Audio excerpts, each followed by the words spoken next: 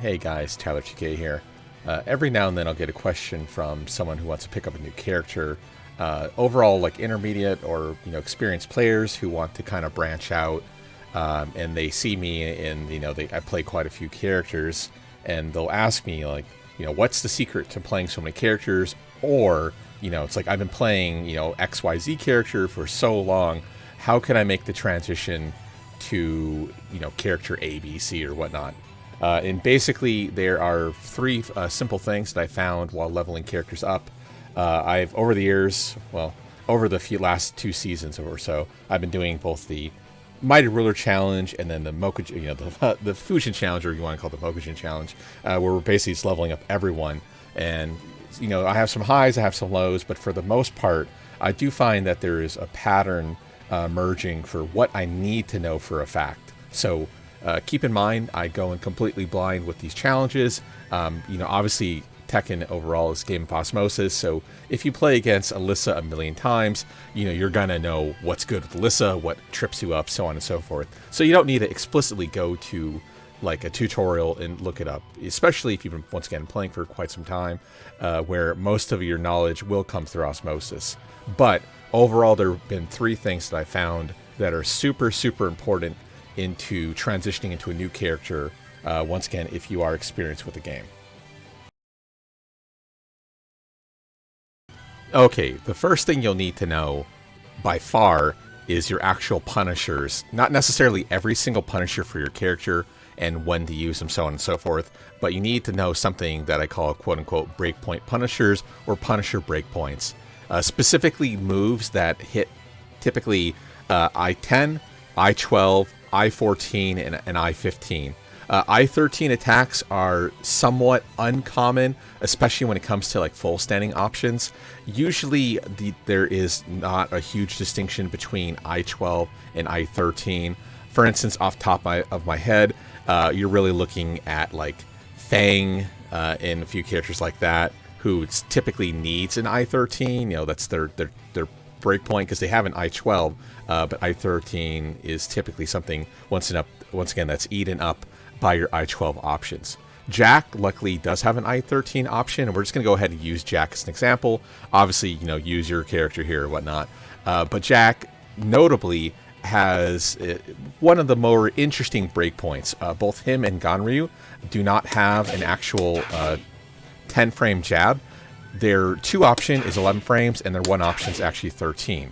So combining the 2, if someone does something that's minus 10, for instance, you can't jab it like a typical character can.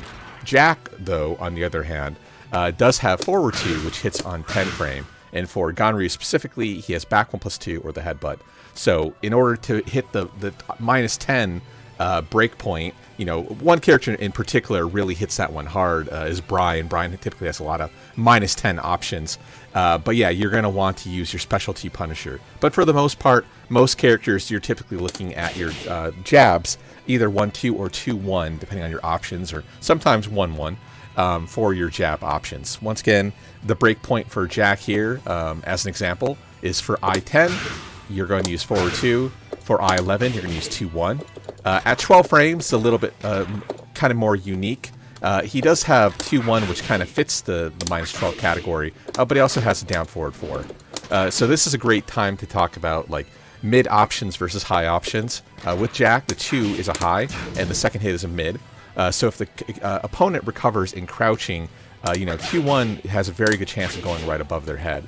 Whereas a specialty punish like Jack down forward 4, which is more typically used as an actual poke, would kind of fit that mold. But for the most part, it's going to be 10, 11, 13 for shoulder, which is a little bit trickier because typically you're not going to be having your hand in the down forward 3+4 position as a neutral, unless you're specifically scouting out things that are minus 13.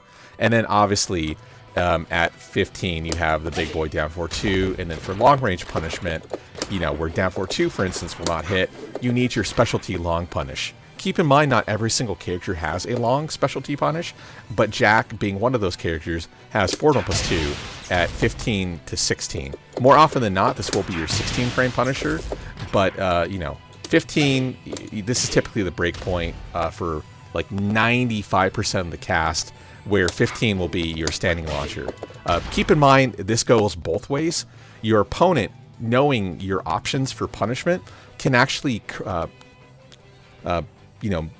adjust their strategy specific to beat your character. So, for instance, against Ganryu, Jack is a little bit trickier because, this is 11. That's not super slower than 10, but there are a few noteworthy minus 10s. But against a character like Ganryu or Jack, where you have an option that's exactly minus 10, you could, for instance, try baiting him out into an option. Obviously, 2-1's a little bit trickier. Ganryu is actually a high.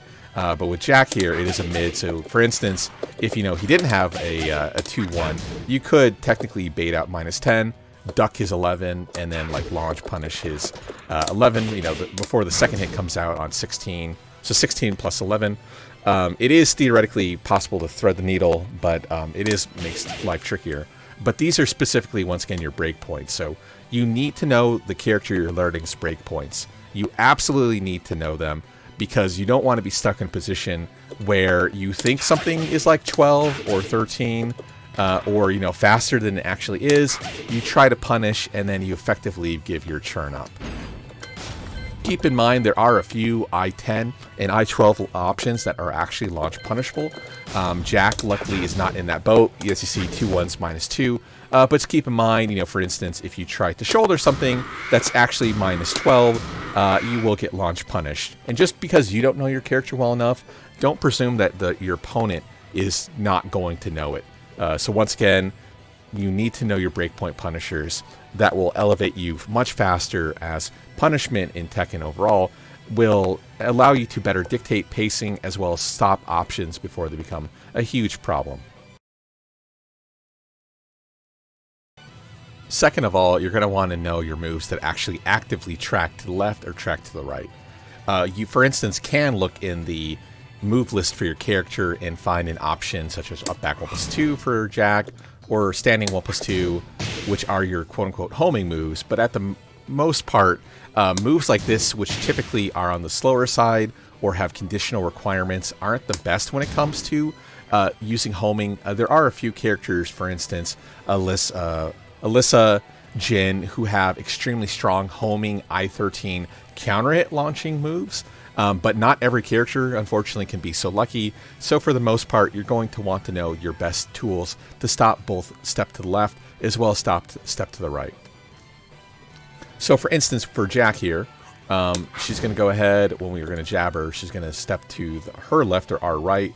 If we use an option which typically will, go a certain direction, she will eat us alive. But specifically, we're going to be betting on exactly which direction she's going to be going ahead and moving. Once again, you're going to want to find your best character's options. So using, once again, Jack for an example, a great example would be down 4-2, which is a natural hit launcher. Obviously minus 14, so she has a ability to punish just quite well as Alisa with 4-3 options. But you're going to want to know those options again. So the step to our right, we're going to go ahead and use down forward 2, which once again will lead to full combo. Or if we're going to be stepping the opposite direction, so step walk for her, where once again down forward 2, which has good tracking to our right, will completely whiff to our left. We can inversely use an option that is specifically good against left. So, like for instance, down back 1, down forward 1, so we have like a 50-50 low mid mix-up right away. Both options, once again, are leaving us at plus frames, so it's still kind of our churn after the fact. But once again, these are very strong step, counter step, and as you had seen earlier, they're also at the same time very weak to our other direction. So our opponent specifically can be looking for those options, but for the most part, an option like down 4-2, which nets a natural hit launcher, or down back 1, which puts us into like full crouch mix-ups, depending on your character, is very good. Kind of work the legs a little bit, establish your own pacing and your own meta, and once again, most importantly, you're at plus frames every time you do it. So eventually, the opponent's going to have to stop respecting you, in which case you can capitalize with an option like 4-2, so on and so forth. But you need to know your natural hit counter step options, because, you know, homing moves aren't always going to be there for you. You just need something that's going to be used in neutral. And an option like down forward 1, down back 1, down forward 2 are really great. Sometimes your character might be fortunate enough to have an option to stop step to both directions. Luckily with Jack here, he does have the option forward 1, where at small advantage, even to his weak side, forward 1 will actually counter step the options there. So anytime you're at a small advantage, once again, even at +3 here, we do have a tool like forward 1, which would once again stop step to our left, as well as stop step to our right. Sorry.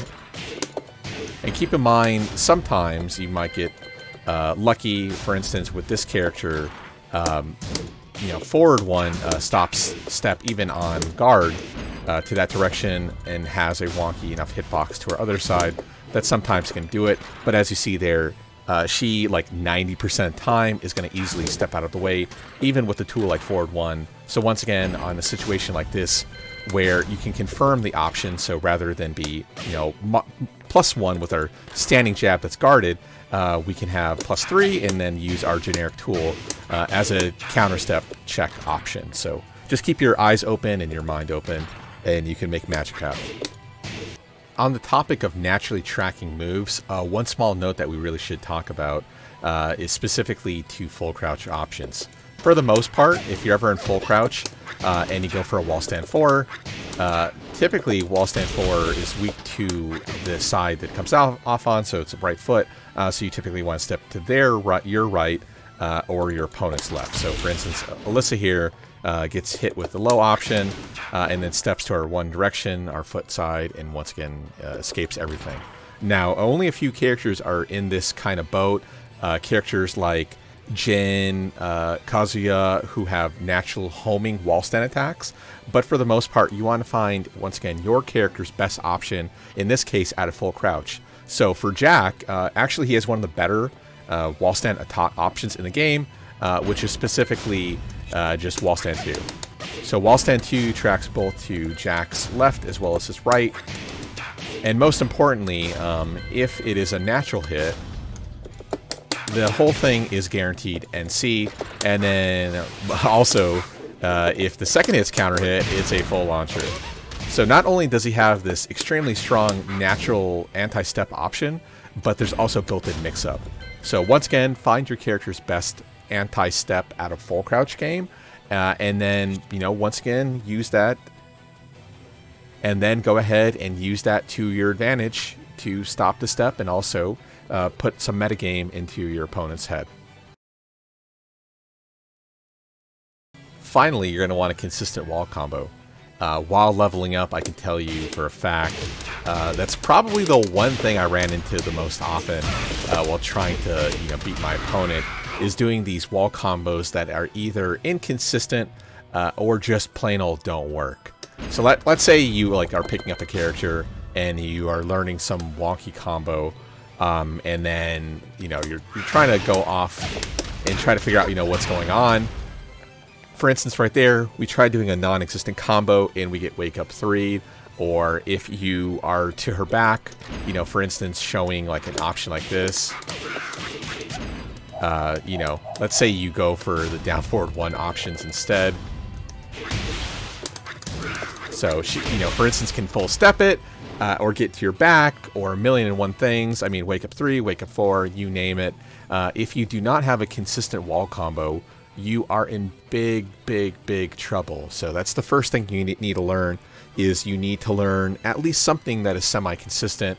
Like I said, once again, with Jack, you know, something as super simple as just back 3-2 into shoulder really kind of fits like all Jack's needs. But just be wary that if you are either don't know your combo or, once again, are trying something really out there, you are at high risk. So just be careful.